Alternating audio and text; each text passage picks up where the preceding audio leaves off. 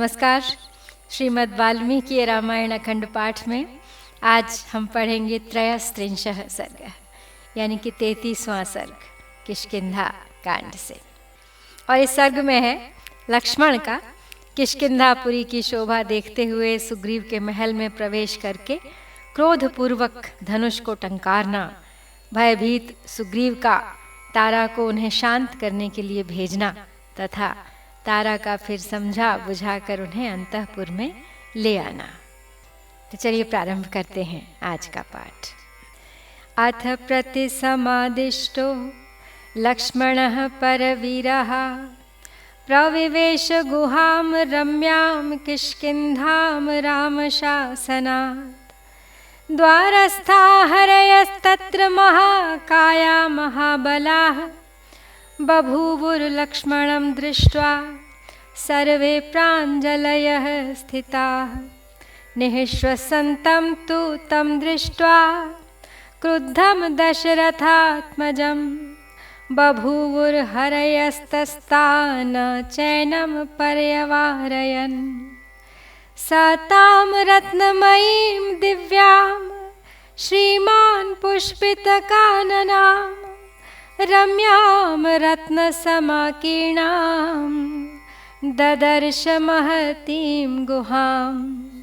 हर्म्यप्रासादसम्बाधां नानारत्नोपशोभितां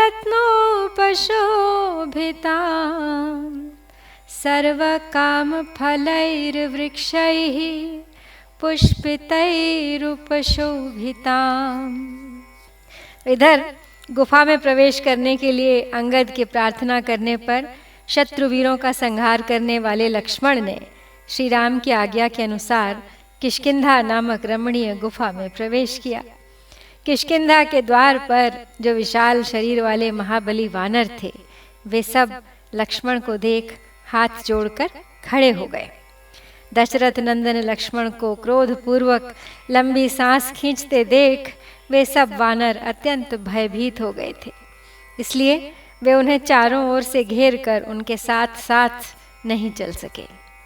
श्रीमान लक्ष्मण ने द्वार के भीतर प्रवेश करके देखा। किष्किंधापुरी एक बहुत बड़ी रमणीय गुफा के रूप में बसी हुई थी। वह रत्नमयी पुरी नाना प्रकार के रत्नों से भरी पूरी होने के कारण दिव्य शोभा से संपन्न थी और वहाँ के वन उपवन फूलों से सुशोभित दिखाई दे रहे थे। हर्म्यों यानी धनियों की अट्टालिकाओं तथा प्रासादों, देव मंदिरों और राजभवनों से वो पुरी अत्यंत घनी बसी हुई दिखाई देती थी। नाना प्रकार के रत्न उसकी शोभा बढ़ाते थे। संपूर्ण कामनाओं को पूर्ण करने वाले फलों से युक्त खिले हुए वृक्षों से वह पुरी सुशोभित हो रही थी।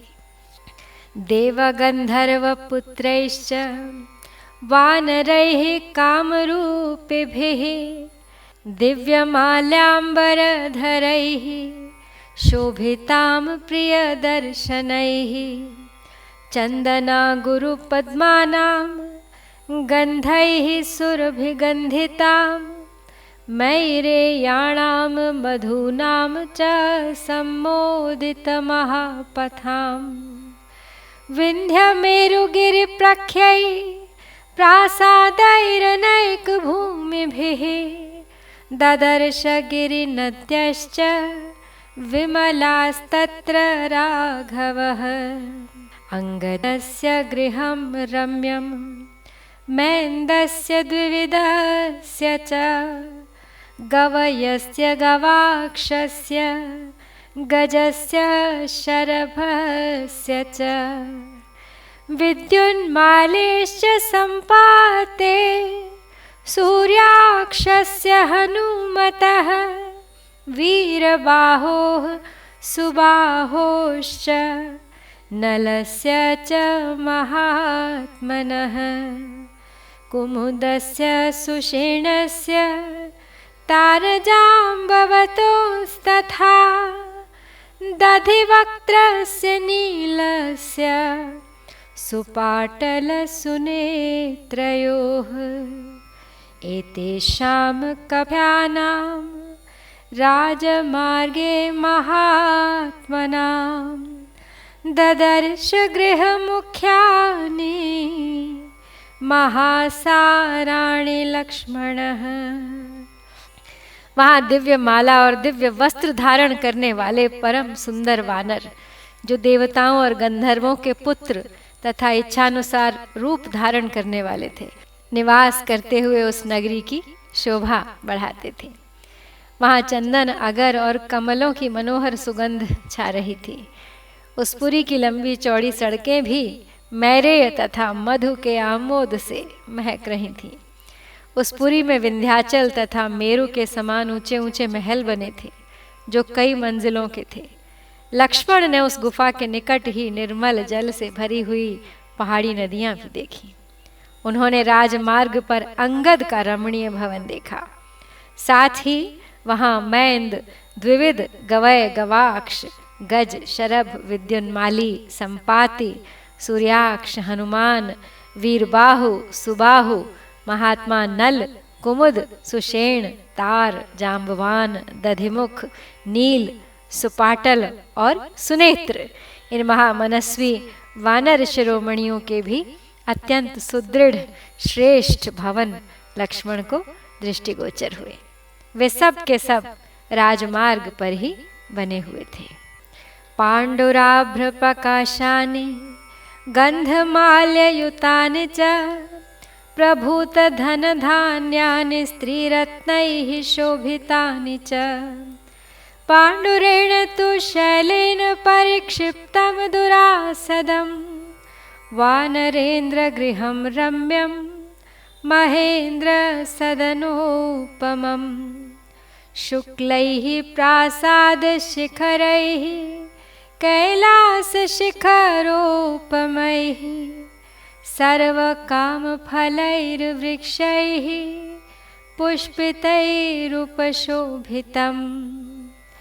महेन्द्रदत्तैः श्रीमद्भिर्नीलजीमूतसन्निभैः दिव्यपुष्पफलैर्वृक्षैर्क्षीतच्छायैर्मनोरमैः हरिभिः संवृतद्वारं बलिभिः शस्त्रपाणिभिः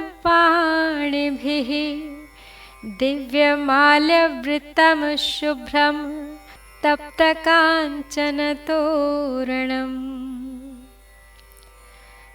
तो वे सभी भवन जो थे श्वेत बादलों के समान प्रकाशित हो रहे थे। उन्हें सुगंधित पुष्पमालाओं से सजाया गया था। वे प्रचुर धन धान्य से संपन्न तथा रत्न स्वरूपा रमणियों से सुशोभित थे। वानर राज सुग्रीव का सुंदर भवन इंद्र सदन के समान रमणीय दिखाई देता था। उसमें प्रवेश करना किसी के लिए भी अत्यंत कठिन था। वह श्वेत पर्वत की चार दीवारी से घिरा हुआ था। कैलाश शिखर के समान श्वेत प्रासाद शिखर तथा समस्त मनोरथों को पूर्ण करने वाले फलों से युक्त पुष्पित दिव्य वृक्ष उस राजभवन की शोभा बढ़ाते थे। वहाँ इंद्र के दिए हुए दिव्य फल फूलों से संपन्न मनोरम वृक्ष लगाए गए थे, जो परम सुंदर नीले मेघ के समान श्याम तथा शीतल छाया से युक्त थे। अनेक बलवान वानर हाथों में हथियार लिए उसकी ड्योढ़ी पर पहरा दे रहे थे।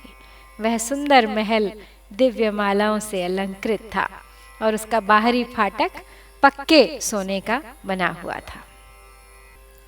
सुग्रीवस्य गृहं रम्यं प्रविवेश महाबलः अवार्यमाणः सौमित्रिर्महाभ्रमिव भास्करः। स सप्तकक्षा धर्मात्मा यानासन समावृताः ददर्श सुमहद्गुप्तं ददर्शान्तः पुरं महत्। हेमराजत पर्यङ्कैर्बहुभिश्च वरासनैः महार्हास्तरणोपेतैस्तत्र तत्र समावृतम्। प्रविशन्नेव सततं सुश्रावमधुरस्वनं तन्त्रीगीतसमाकीर्णं समतालपदाक्षरम् बहवीश्च विविधाकारा रूपयौवनगर्विता स्त्रियः सुग्रीवभवने ददर्श स महाबला दृष्ट्वा जिनसम्पन्नास्तत्र माल्यकृतस्रजः वरमाल्यकृतव्यग्रा भूषणोत्तमभूषिताः नातृप्तान् नातिचाव्यग्रान् नानुदात् परिच्छदान् सुग्रीवानुचरांश्चापि लक्षयामास लक्ष्मणः कूजितं नु पुराणां च काञ्चीनाम्निः स्वनं तथा स निशम्य ततः श्रीमान् सौमित्रिर्लज्जितो अभवत्। तो महाबली सुमित्रा कुमार लक्ष्मण ने सुग्रीव के उस रमणीय भवन में प्रवेश किया, मानो सूर्यदेव महान मेघ के भीतर प्रविष्ट हुए हो। उस समय किसी ने रोक टोक नहीं की। धर्मात्मा लक्ष्मण ने सवारियों तथा विविध आसनों से सुशोभित उस भवन की 7 ड्योढ़ियों को पार करके बहुत ही गुप्त और विशाल अंतःपुर को देखा। उसमें जहाँ तहाँ चांदी और सोने के बहुत से पलंग और अनेकानेक श्रेष्ठ आसन रखे हुए थे और उन सब पर बहुमूल्य बिछौने बिछे थे। उन सब से वह अंतःपुर सुसज्जित दिखाई देता था। उसमें प्रवेश करते ही लक्ष्मण के कानों में संगीत की मीठी तान सुनाई पड़ी, जो वहाँ निरंतर गूंज रही थी। वीणा के लय पर कोई कोमल कंठ से गा रहा था। प्रत्येक पद और अक्षर का उच्चारण सम ताल का प्रदर्शन करते हुए हो रहा था। महाबली लक्ष्मण ने सुग्रीव के उस अंतःपुर में अनेक रूप रंग की बहुत सी सुंदरी स्त्रियां देखीं, जो रूप और यौवन के गर्व से भरी हुई थीं। वे सब की सब उत्तम कुल में उत्पन्न हुई प्रतीत होती थीं, फूलों के गजरों से अलंकृत थीं, उत्तम पुष्पहारों के निर्माण में लगी हुई थीं और सुंदर आभूषणों से विभूषित थीं। उन सब को देखकर लक्ष्मण ने सुग्रीव के सेवकों पर भी दृष्टिपात किया, जो अतृप्त या असंतुष्ट नहीं थे। स्वामी के कार्य सिद्ध करने के लिए अत्यंत फुर्ती की भी उनमें कमी नहीं थी, तथा उनके वस्त्र और आभूषण भी निम्न श्रेणी के नहीं थे। नूपुरों की झनकार और करधनी की खनखनाहट सुनकर श्रीमान सुमित्रा कुमार लज्जित हो गए और पराई स्त्रियों पर दृष्टि पड़ने के कारण उन्हें स्वभावतः संकोच भी हो रहा था। रोषवेग प्रकुपितः श्रुत्वा चाभरणस्वनं चकार ज्यास्वनं वीरो दिशः शब्देन पूरयन् चारित्रेण महाबाहुरपकृष्टः स लक्ष्मणः तस्थावेकान्तमाश्रित्य रामकोपसमन्वितः तेन चापस्वनेनाथ सुग्रीवः प्लवगाधिपः विज्ञायागमनं त्रस्तः स चचाल वरासनात् अंगदेन यथा मह्यं पुरस्तात् प्रतिवेदितं सुव्यक्तमेष सम्प्राप्तः सौमित्रिर्भ्रातृवत्सलः अंगदेन समाख्यातो ज्यास्वनेन च वानरः बुबुधे लक्ष्मणं प्राप्तं मुखं चास्य व्यशुष्यत अंगदेन समाख्यातो ज्यास्वनेन च वानरः बुबुधे लक्ष्मणं प्राप्तं मुखम चास्य व्यशुष्यत। तो लक्ष्मण जब भीतर पहुँचे तो नूपुरों की झनकार, स्त्रियों की करधनी की खनखनाहट और फिर से आभूषणों की झनकार जब उन्हें सुनाई दी तो उनका रोष और बढ़ गया और रोष के आवेग से वे और भी कुपित हो उठे और उन्होंने अपने धनुष पर टंकार दी, जिसकी ध्वनि से समस्त दिशाएं गूंज उठी। रघुकुलोचित सदाचार का ख्याल करके महाबाहु लक्ष्मण कुछ पीछे हट गए और एकांत में जाकर खड़े हो गए। श्री रामचंद्र जी के कार्य की सिद्धि के लिए वहाँ कोई प्रयत्न होता न देख वे मन ही मन कुपित हो रहे थे। धनुष की टंकार सुनकर वानर राज सुग्रीव समझ गए कि लक्ष्मण यहाँ तक आ पहुँचे हैं। फिर तो वे भय से संत्रस्त होकर अपना सिंहासन छोड़कर खड़े हो गए। वे मन ही मन सोचने लगे कि अंगद ने पहले मुझे जैसा बताया था उसके अनुसार ये भ्रातृवत्सल सुमित्रा कुमार लक्ष्मण अवश्य ही यहाँ आ गए हैं। अंगद के द्वारा उनके आगमन का समाचार तो उन्हें पहले ही मिल गया था। अब धनुष की टंकार से वानर सुग्रीव को इस बात का प्रत्यक्ष अनुभव हो गया कि लक्ष्मण ने अवश्य यहाँ पदार्पण किया है। फिर तो उनका मुख सूख गया। ततस्ताराम हरिश्रेष्ठ सुग्रीवः प्रियदर्शनाम् उवाच हितम् अव्यग्रस्त्रास सम्भ्रान्त मानसः किं नुरुत्कारणं शुभ्रू प्रकृत्या मृदुमानसः सरोषैव सम्प्राप्तो येनायं राघवानुजः किं पश्यसि कुमारस्य रोषस्थानमनिन्दिते न खल्वकारणे कोपमाहरे नरपुङ्गवः यद्यस्य कृतमस्माभिर्बुध्यसे किञ्चिदप्रियं तद्बुद्ध्या सम्प्रधार्याशु क्षिप्रमेवाभिधीयताम् अथवा स्वयमेवैनं द्रष्टुमर्हसि भामिनी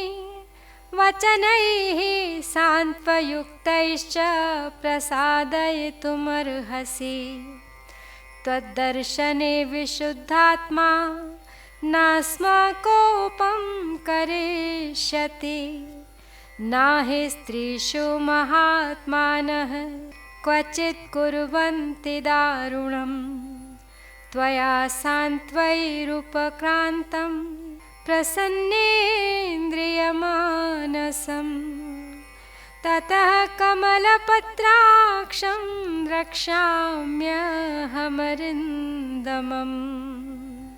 भय के कारण अब सुग्रीव मन ही मन घबरा उठे थे। लक्ष्मण के सामने जाने का उनमें साहस ही नहीं हो रहा था। तथापि किसी तरह धैर्य धारण करके वानर श्रेष्ठ सुग्रीव परम सुंदरी तारा से हित की यह बात बोले। कहने लगे, सुंदरी, इनके रोष का क्या कारण हो सकता है जिससे स्वभावतः कोमल चित्त होने पर भी ये श्री रघुनाथ जी के छोटे भाई रुष्ट से होकर यहाँ पधारे हैं। हे अनिंदिते, तुम्हारे देखने में कुमार लक्ष्मण के रोष का आधार क्या है? ये तो मनुष्यों में श्रेष्ठ हैं, अतः बिना किसी कारण के निश्चय ही क्रोध भी नहीं कर सकते। यदि हम लोगों ने इनका कोई अपराध किया हो और तुम्हें उसका पता हो तो अपनी बुद्धि से विचार कर शीघ्र ही बताओ। अथवा भामिनी, तुम स्वयं ही जाकर लक्ष्मण को देखो और सांत्वना युक्त बातें कहकर उन्हें प्रसन्न करने का प्रयत्न करो। उनका हृदय शुद्ध है, तुम्हारे सामने वे क्रोध नहीं करेंगे, क्योंकि महात्मा पुरुष स्त्रियों के प्रति कभी कठोर बर्ताव नहीं करते। जब तुम उनके पास जाकर मीठे वचनों से उन्हें शांत कर दोगी और जब उनका मन स्वस्थ एवं इंद्रियां प्रसन्न हो जाएंगी, उस समय मैं उन शत्रुदमन कमल नयन लक्ष्मण का दर्शन करूंगा। सा प्रस्खलंती मद विह्वलाक्षी प्रलंब कांची गुणहेम सूत्रा सलक्षणा लक्ष्मण सन्निधानम जगाम तारा नमितांगयष्टिः सताम समीक्षैव हरीश पत्नीं तस्थावुदासीनतया महात्मा अवाङ्मुखो भून्मनुजेन्द्रपुत्रः स्त्रीसन्निकर्षाद्विनिवृत्तकोपः सपानयोगाच्च निवृत्तलज्जा दृष्टिप्रसादाच्च नरेन्द्रसूनोः उवाच तारा प्रणय प्रगल्भम् वाक्यं महार्थं परिसान्त्वरूपम् किमकोपमूलं मनुजेन्द्रपुत्र कस्तेन संतिष्ठति वाङ्निदेशे कः शुष्कवृक्षं वनमापतन्तं दावाग्निमासीदति निर्विशङ्कः स तस्या वचनं श्रुत्वा सान्त्वपूर्वमशङ्कितः भूयः प्रणयदृष्टार्थं लक्ष्मणो वाक्यम् अब्रवीत्। तो सुग्रीव के ऐसा कहने पर शुभ लक्षणा तारा लक्ष्मण के पास गई और उनका पतला शरीर स्वाभाविक संकोच एवं विनय से झुका हुआ था। उनके नेत्र मद से चंचल हो रहे थे, पैर लड़खड़ा रहे थे, उनकी करधनी के सुवर्णमय सूत्र लटक रहे थे। वानर राज की पत्नी तारा पर दृष्टि पड़ते ही राजकुमार महात्मा लक्ष्मण अपना मुंह नीचा करके उदासीन भाव से खड़े हो गए। स्त्री के समीप होने से उनका क्रोध दूर हो गया था। मधुपान के कारण तारा की नारी सुलभ लज्जा निवृत्त हो गई थी। उसे राजकुमार लक्ष्मण की दृष्टि में कुछ प्रसन्नता का आभास मिला, इसलिए उसने स्नेह जनित निर्भीकता के साथ महान अर्थ से युक्त यह सांत्वनापूर्ण बात कही। बोली, हे राजकुमार, आपके क्रोध का क्या कारण है? कौन आपकी आज्ञा के अधीन नहीं है? कौन निडर होकर सूखे वृक्षों से भरे हुए वन के भीतर चारों ओर फैलते हुए दावा नल में प्रवेश कर रहा है? तारा के इस वचन में सांत्वना भरी थी। उसमें अधिक प्रेम पूर्वक हृदय का भाव प्रकट किया गया था। उसे सुनकर लक्ष्मण के हृदय की आशंका जाती रही। वे कहने लगे कि मयम काम वृत्तस्ते लुप्त धर्मार्थ संग्रह भरता भर्तृहिते युक्ते न चैनम अवबुध्यसे न चिन्तयति राजार्थं सोऽस्मान् शोकपरायणान् सामात्य परिषत्तारे काममेवोपसेवते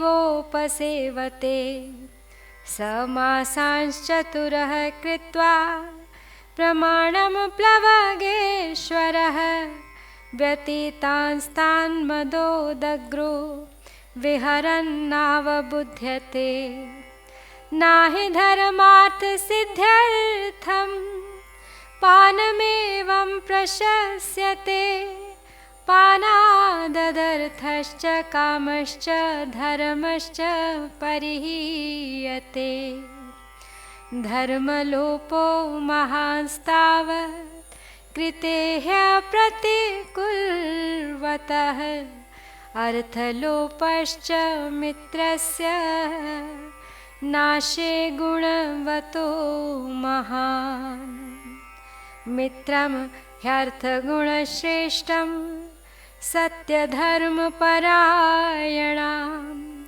तदद्वयं तु परित्यक्तं न तु धर्मे व्यवस्थितम् तदेवं प्रस्तुते कार्ये कार्यमस्माभिरुत्तरं तत्कार्यं कार्यतत्त्वज्ञे त्वमुदाहर्तुमर्हसि। अपने स्वामी के हित में संलग्न रहने वाली तारा, तुम्हारा यह पति विषय भोग में आसक्त होकर धर्म और अर्थ के संग्रह का लोप कर रहा है। क्या तुम्हें इसकी इस अवस्था का पता नहीं है? तुम इसे समझाती क्यों नहीं? तारे, सुग्रीव अपने राज्य की स्थिरता के लिए ही प्रयास करता है। हम लोग शोक में डूबे हुए हैं, परंतु हमारी इसे तनिक भी चिंता नहीं होती। यह अपने मंत्रियों तथा राज्यसभा के सदस्यों सहित केवल विषय भोगों का ही सेवन कर रहा है। वानरराज सुग्रीव ने 4 महीनों की अवधि निश्चित की थी। वे तो कभी के बीत गए, परंतु वह मधुपान के मद से अत्यंत उन्मत्त होकर स्त्रियों के साथ क्रीड़ा विहार कर रहा है। उसे बीते हुए समय का पता ही नहीं है। धर्म और अर्थ की सिद्धि के निमित्त प्रयत्न करने वाले पुरुष के लिए इस तरह मद्यपान अच्छा नहीं माना जाता है, क्योंकि मद्यपान से अर्थ, धर्म और काम तीन नाश होता है। मित्र के किए हुए उपकार का यदि अवसर आने पर भी बदला न चुकाया जाए तो धर्म की हानि तो होती ही है। गुणवान मित्र के साथ मित्रता का नाता टूट जाने पर अपने अर्थ की भी बहुत बड़ी हानि उठानी पड़ती है। मित्र दो प्रकार के होते हैं। एक तो अपने मित्र के अर्थ साधन में तत्पर होता है और दूसरा सत्य एवं धर्म के ही आश्रित रहता है। तुम्हारे स्वामी ने मित्र के दोनों ही गुणों का परित्याग कर दिया है। वह न तो मित्र का कार्य सिद्ध करता है और न स्वयं ही धर्म में स्थित है। ऐसी स्थिति में प्रस्तुत कार्य की सिद्धि के लिए हम लोगों को भविष्य में क्या करना चाहिए? हमारे लिए जो समुचित कर्तव्य हो उसे तुम ही बताओ, क्योंकि तुम कार्य के तत्व को जानती हो। सातस्य धर्मार्थ समाधियुक्तम् निशम्य वाक्यं मधुर स्वभावं तारागतार्थे मनुजेन्द्र कार्ये विश्वासयुक्तं तमुवाच भूयः न कोपकालः क्षितिपालपुत्र न चापि कोपः स्वजने विधेयः त्वदर्थकामस्य जनस्य तस्य प्रमादम् अप्यर्हसि वीर सोढुं कोपं कथं नाम गुणप्रकृष्टः कुमार कुर्यादपकृष्टसत्त्वे कस्त्वद्विधः कोपवशं हि गच्छे सत्त्वावरुद्धस्तपसः प्रसूतिः जानामि कोपं हरिवीरबन्धो जानामि कार्यस्य च कालसङ्गम् जानामि कार्यं त्वयि यत्कृतं न तच्चापि जानामि यदत्र कार्यं तच्चापि जानामि तथा विषह्यं बलं नरश्रेष्ठशरीरजस्य जानामि यस्मिंश्च जनेव बद्धं कामेन सुग्रीवमसक्तमद्य न कामतन्त्रे तव बुद्धिरस्ति त्वं वै यथा मन्युवशं प्रपन्नः न देशकालौ हि यथार्थधर्मा ववेक्षते कामरतिर्मनुष्यः। लक्ष्मण का वचन धर्म और अर्थ के निश्चय से संयुक्त था। उससे उनके मधुर स्वभाव का परिचय मिल रहा था। उसे सुनकर तारा भगवान श्री रामचंद्र जी के कार्य के विषय में, जिसका प्रयोजन उसे ज्ञात हो चुका था, पुनः लक्ष्मण से विश्वास के योग्य बात बोली। हे वीर राजकुमार, यह क्रोध करने का समय नहीं है। आत्मीय जनों पर क्रोध करना भी नहीं चाहिए। सुग्रीव के मन में सदा आपका कार्य सिद्ध करने की इच्छा बनी रहती है। अतः यदि उनसे कोई भूल भी हो जाए तो उसे आपको क्षमा करना चाहिए। हे कुमार, गुणों में श्रेष्ठ पुरुष किसी हीन गुण वाले प्राणी पर क्रोध कैसे कर सकता है, जो सत्व गुण से अवरुद्ध होने के कारण शास्त्र विपरीत व्यापार में लग नहीं सकता। अतएव जो सद्विचार को जन्म देने वाला है, वह आप जैसा कौन पुरुष क्रोध के वशीभूत हो सकता है। वानर वीर सुग्रीव के मित्र भगवान श्री राम के क्रोध का कारण मैं जानती हूँ। उनके कार्य में जो विलंब हुआ है उससे भी मैं अपरिचित नहीं हूँ। सुग्रीव का जो कार्य आपके अधीन था और जिसे आप लोगों ने पूरा किया, उसका भी मुझे पता है, तथा इस समय जो आपका कार्य प्रस्तुत है उसके विषय में हम लोगों का क्या कर्तव्य है, इसका भी मुझे अच्छी तरह ज्ञान है। तो हे नरश्रेष्ठ, इस शरीर में उत्पन्न हुए काम का जो असह्य बल है उसको भी मैं जानती हूँ, तथा उस काम द्वारा आबद्ध होकर सुग्रीव जहाँ आसक्त हो रहे हैं वह भी मुझे मालूम है। साथ ही इस बात से भी मैं परिचित हूँ कि कामासक्ति के कारण ही इन दिनों सुग्रीव का मन दूसरे किसी काम में नहीं लगता। आप जो क्रोध के वशीभूत हो गए हैं, इससे जान पड़ता है कि काम के अधीन हुए पुरुष की स्थिति का आपको बिल्कुल ज्ञान नहीं है। वानर की तो बात ही क्या है, कामासक्त मनुष्य को देश काल अर्थ और धर्म का ज्ञान भी नहीं रह जाता, उनकी ओर उसकी दृष्टि ही नहीं जाती है। तम काम वृत्तम मम सन्निकृष्टम कामाभियोगाच्च विमुक्त लज्जम क्षमस्व तावत् परवीरहन्तस्त्वद्भ्रातरं वानरवंशनाथम्। महर्षयो धर्मतपोभिरामाः कामानुकामाः प्रतिबद्धमोहाः। अयं प्रकृत्या चपलं कपिस्तु कथं न सज्जेत सुखेषु राजा। इत्येवमुक्त्वा वचनं महार्थं सा वानरी लक्ष्मणमप्रमेयम्। पुनः सखेदं मदविह्वलाक्षी भर्तुर्हितं वाक्यमिदं बभाषे। उद्योगस्तु चिराज्ञप्तः सुग्रीवेण नरोत्तम कामस्यापि विधेयेन तवार्थ प्रतिसाधने। आगता हि महावीर्या हरयः कामरूपिणः कोटिः शतसहस्राणि नानानगरनिवासिनः। तदा गच्छ महाबाहो चरित्रं रक्षितं त्वया अच्छलं मित्रभावेन सतां दारावलोकनम्। आगे कहती हैं तारा कि हे विपक्षी वीरों का विनाश करने वाले राजकुमार वानर राज सुग्रीव विषय भोग में आसक्त होकर इस समय मेरे ही पास थे। काम के आवेश में उन्होंने अपनी लज्जा का परित्याग कर दिया है, तो भी उन्हें अपना भाई समझकर क्षमा कीजिए। जो निरंतर धर्म और तपस्या में ही संलग्न रहते हैं, जिन्होंने मोह को अवरुद्ध कर दिया है, अविवेक को दूर भगा दिया है, वे महर्षि भी कभी कभी विषयाभिलाषी हो जाते हैं। और फिर जो स्वभाव से ही चंचल वानर हैं, वह राजा सुग्रीव सुख भोग में क्यों ना आसक्त हों। अप्रमेय शक्तिशाली लक्ष्मण से इस प्रकार महान अर्थ से युक्त बात कहकर मद से चंचल नेत्र वाली वानर पत्नी तारा ने पुनः खेद पूर्वक स्वामी के लिए यह हितकर बात कही। बोली, हे नरश्रेष्ठ, यद्यपि सुग्रीव इस समय काम के गुलाम हो रहे हैं, तथापि इन्होंने आपका कार्य सिद्ध करने के लिए बहुत से उद्योग पहले से ही आरंभ करने की आज्ञा दे रखी है।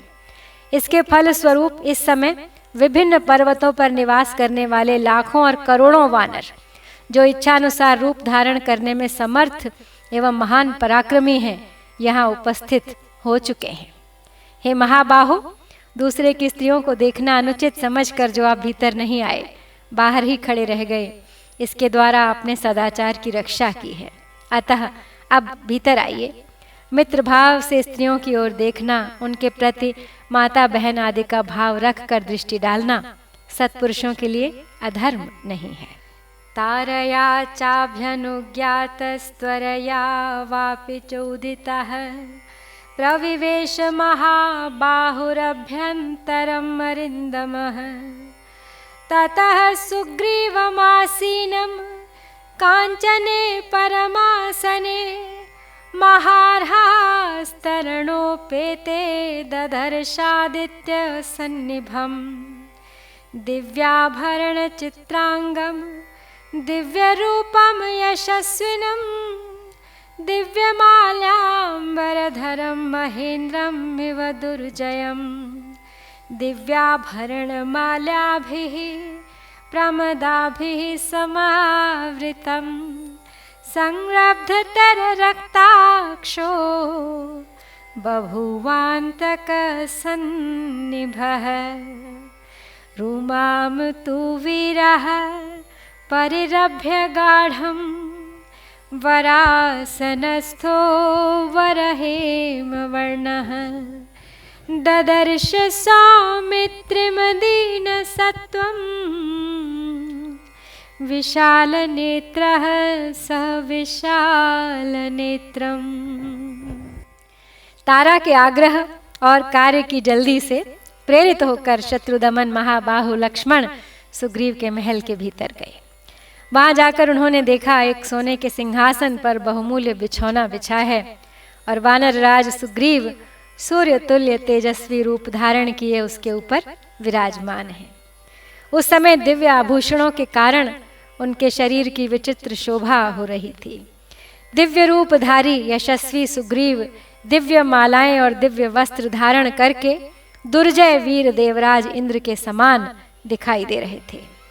दिव्य आभूषणों और मालाओं से अलंकृत युवती स्त्रियां उन्हें चारों ओर से घेर कर खड़ी थीं। उन्हें इस अवस्था में देख लक्ष्मण के नेत्र रोषावेश के कारण लाल हो गए। वे उस समय यमराज के समान भयंकर प्रतीत होने लगे थे। सुंदर सुवर्ण के समान कांति और विशाल नेत्र वाले वीर सुग्रीव अपनी पत्नी रूमा को गाढ़ आलिंगन पाश में बांधे हुए एक श्रेष्ठ आसन पर विराजमान थे। उसी अवस्था में उन्होंने उदार हृदय और विशाल नेत्र वाले सुमित्रा कुमार लक्ष्मण की ओर देखा। तो इस प्रकार श्री वाल्मीकि निर्मित आर्ष रामायण आदि काव्य के किष्किंधा कांड में ये 33वां सर्ग यहाँ पर पूर्ण होता है। इत्यार्षे श्रीमद् रामायणे वाल्मीकिये आदि काव्ये किष्किंधा कांडे त्रयस्त्रिंशः सर्गः। ओम श्री सीतारामचंद्राभ्यां नमः।